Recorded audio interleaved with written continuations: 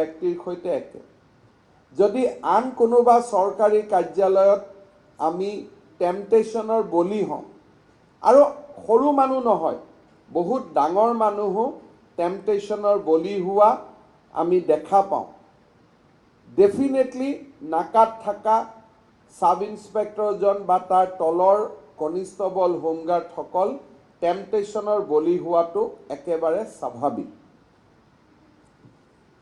21 জুনত যেতিয়া আমি 3 কেজি মেথামফেটামাইন পাইছিলোঁ সেই সময়ত এই 3 কেজি ড্ৰাগছৰ মূল্য ইণ্টাৰনেশ্যনেল মাৰ্কেটত কোনোবাই কৈছে 14 ক্ৰোৰ্ছ কোনোবাই কৈছে 13 ক্ৰোৰ্ছ আমাৰ যদি আৰক্ষীৰ জোৱানসকলে যদি নেগোচিয়েট কৰিলেহেঁতেন তেতিয়াহ'লে মই নিশ্চিত যে তেওঁলোকে 1-2 কোটি টকা সেই নিশাৰ ভিতৰতে তেওঁলোকে ল'ব পাৰিলেহেঁতেন অলপমান যদি গাড়ীখন ৰাইজৰ চকুৰ পৰা আঁতৰাই আনিলেহেঁতেন থানাত বহি ভাল কৰি নেগোচিয়েট কৰিলেহেঁতেন ইমানখিনি টকাটো পাই গ'লহেঁতেন কিন্তু এটা কথা আমি লাহে লাহে বুজি পাব লাগিব যে এই 1.5-2 কোটি টকা 50 লাখ টকা 10 লাখ টকা আমি কাৰ কাৰণে ল'ম যাৰ জৰিয়তে আমাৰ পৰিয়ালটোৰ অৱস্থা ভাল হয়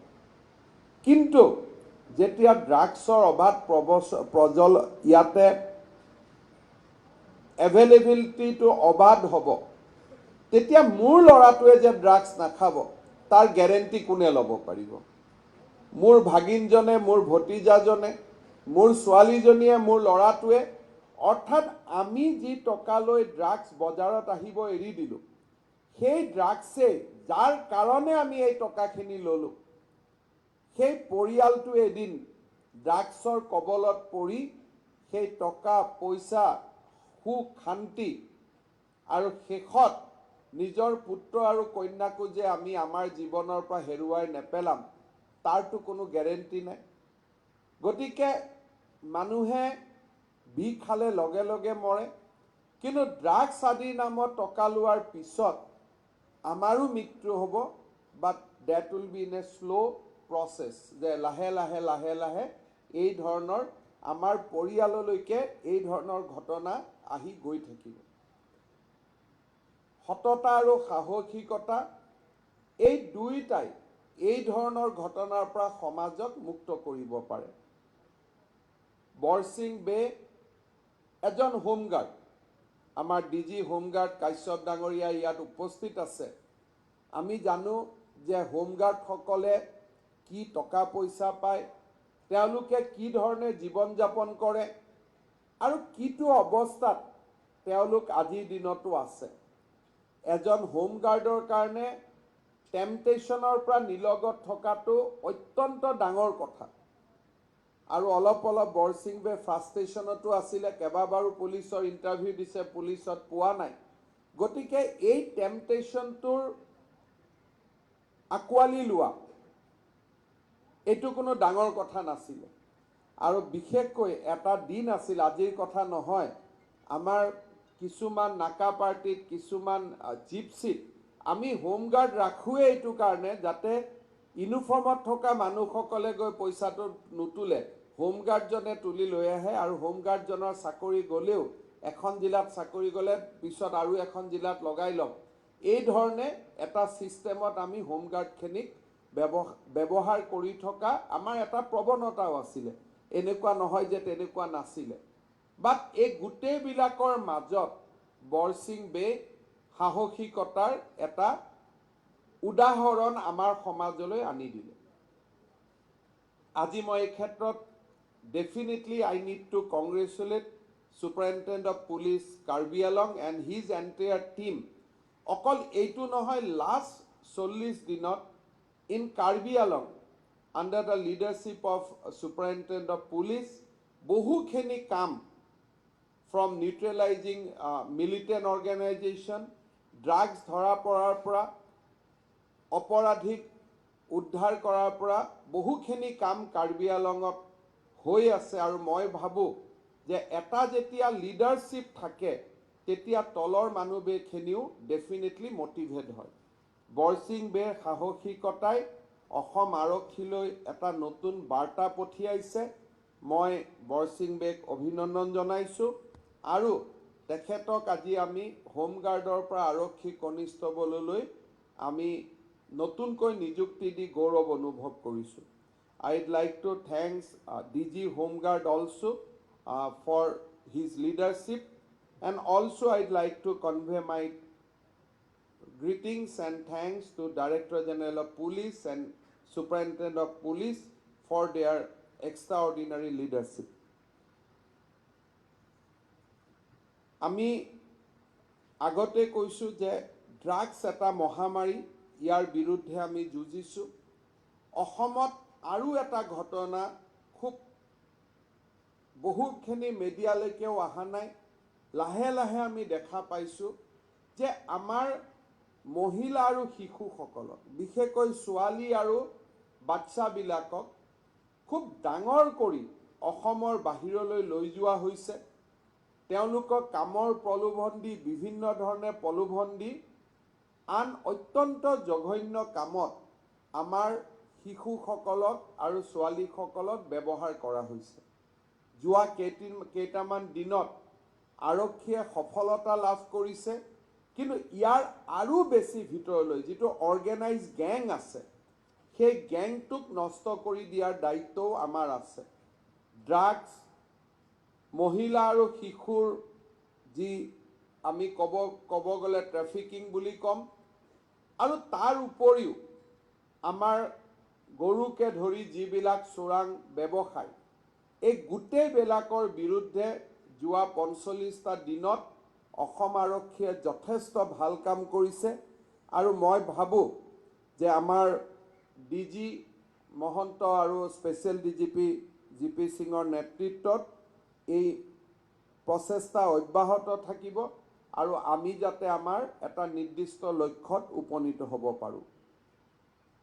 অসম আৰক্ষীত আমাৰ সৎ বিষয়া আছে, সৎ জোৱান আছে, হোমগাৰ্ডত সৎ জোৱান আছে।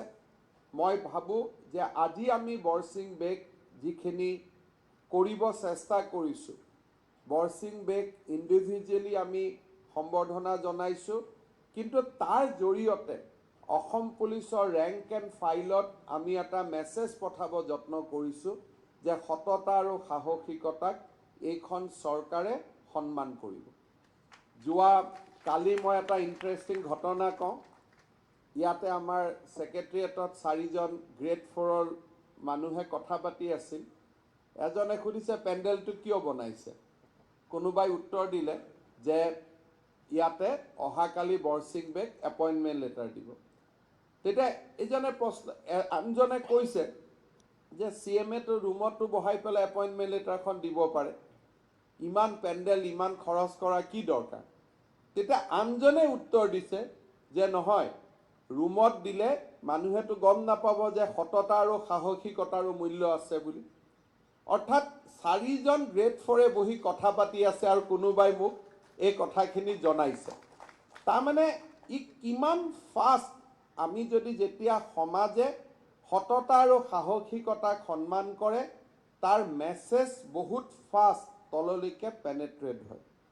মই ভাবোঁ যে অকল বৰসিং বে নহয়, অকল অসম আৰক্ষী নহয়, অসমৰ প্ৰতিগৰাকী চৰকাৰী কৰ্মচাৰীয়ে এই সততা আৰু সাহসিকতাক নিজৰ জীৱনত সমাহিত কৰি ল'ব আৰু সেই দিশত তেওঁলোক আগবাঢ়িব। আৰক্ষীৰ কথা যেতিয়া আহে, তেতিয়া গৃহমন্ত্ৰী অমিত শ্বাহ ডাঙৰীয়াই মোক কৈছিলে যে আৰক্ষীত দুটা ইছ্যু আমি ৰিজল্ভ কৰিব লাগে। এটা হৈছে মেডিকেল ট্ৰিটমেণ্ট আৰু এটা হাউচিং। আমি অনাগত 5টা বছৰত আমি প্ৰচেষ্টা চলাম অসম আৰক্ষীৰ medical reimbursement, free medical treatment, free medical checkup আৰু মেক্সিমাম হাউচিং ছেটিছফেকশ্যন, এই দিশত আমি কাম কৰিব লাগিব। আমি চেষ্টা কৰিম যে অহা কেবিনেট বা আনাডাৰ নেক্সট 1 or 2 কেবিনেট আমাৰ প্ৰত্যেক সপ্তাহত হয়, আনাডাৰ 1 or 2 উইকছত আমি যিটো বেটেলিয়নত কাম কৰা কনিষ্টবলসকলৰ বাবেও এটা যিটো স্পেচিয়েল লিভ দিয়াৰ এটা আমি ইনচেণ্টিভ স্কিম প্ৰিপেয়াৰ কৰি আছোঁ। তাকো আমি কাৰ্যত ৰূপায়ণ কৰাৰ বাবে অসম আৰক্ষীক সজাই পৰাই তুলিবৰ বাবে আমি কেইবাটাও ব্যৱস্থা গ্ৰহণ কৰিছোঁ। মই ভাবোঁ বিত্তমন্ত্ৰীৰ বাজেট বক্তৃতাত এই বিষয়ে আমি বহুত নতুন কথা জানিব পাৰিম। মই বহু বেছি কথা ক'ব খোজা নাই। মই ভাবোঁ যে আমাৰ এই প্ৰচেষ্টা অব্যাহত থাকিব। আমি এটা নিৰ্দিষ্ট লক্ষ্যত উপনীত নোহোৱালৈকে আমি কাম কৰি গৈ থাকিম। মই আমাৰ ইয়াত প্ৰিন্সিপাল ছেক্ৰেটাৰী হোম আছে, আমাৰ ছেক্ৰেটাৰী হোম তেওঁলোকো আছে। যিসকল কনিষ্টেবল, হোমগাৰ্ড, SI খুব এক্সেম্পলাৰী কাম কৰিব। এক্সেম্পলাৰী মানে ওপৰৰ অফিচাৰজনে আউটষ্টেণ্ডিং লিখি দিলে নহ'ব। The work has to be really exemplary. তাক কেনেকৈ আমি লিখিম বেলেগ কথা।